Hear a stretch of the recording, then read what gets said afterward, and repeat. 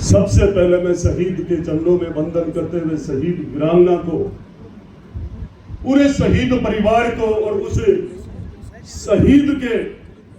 माता पिता और गुरुजन को भी प्रणाम करते हुए कहना चाहूंगा सबसे पहले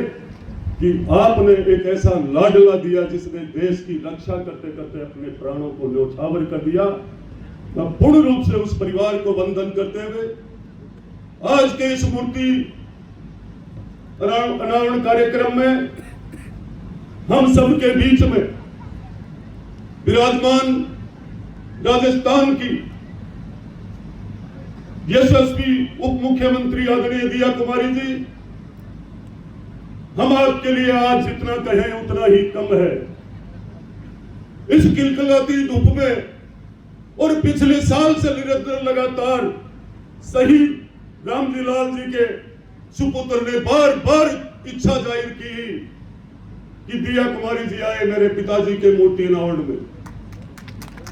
मैं सबसे पहले इस परिवार का धन्यवाद ज्ञापित करना चाहूंगा इस बात को लेकर के कि आपने ये ठान लिया था कि हमारे बीच में हमारे से खिरोड़ से जुड़ा हुआ परिवार है, ये जयपुर स्टेट का परिवार जो राजतंत्र से लोकतंत्र की तरफ आपके बीच में आज विराजमान है, जिनके पास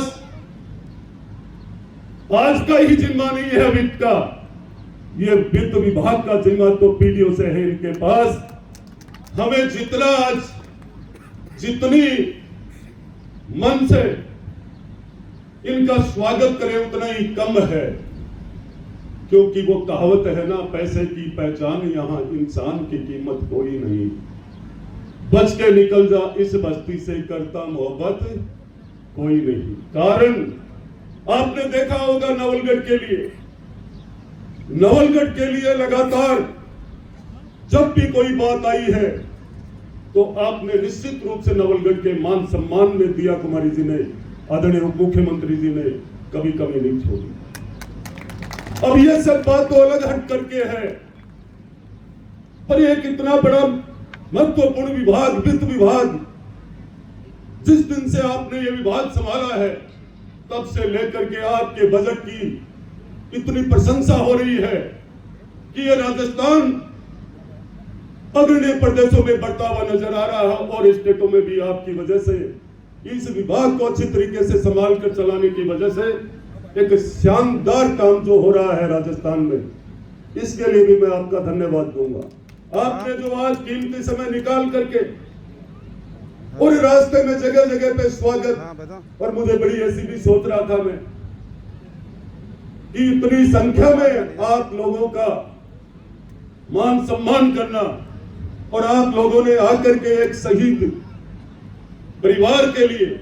शहीद की मूर्ति के अनावरण में आपने आकर के आज आदरणीय दिया कुमारी जी इस शहीद परिवार को जो सांत्वना दी है और इस मूर्ति के कार्यक्रम को जो मूर्ति अनावरण किया है, आपका कीमती समय आपने निकाला है। मैं नवलगढ़ विधानसभा की पूरी देवतुल्य जनता की तरफ से आपका बहुत बहुत धन्यवाद, आभार व्यक्त करता हूं कि आपने इस समय ऐसे समय पर मैं आपके कीमती समय की तारीफ नहीं करते हुए जरूर कहूंगा कि आपने देखा होगा ये भारत की डबल इंजन की सरकार, ये राजस्थान की सरकार कि जब शहीदों की कोई बात आती है तो अपने सारे कार्यक्रम छोड़ करके शहीदों के लिए कार्यक्रम में पहुंचने के लिए, शहीदों की चाहे परिवार हो चाहे वीरांगना हो,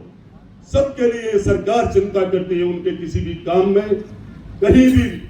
अपने विचारधारा से इस तरीके से जोड़ रखा है कि शहीदों के परिवार की कोई भी मांग हो, काम हो